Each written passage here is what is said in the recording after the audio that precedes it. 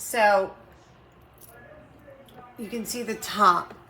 There's two different sized crescent holes where the mist comes out, and they move independently on their own.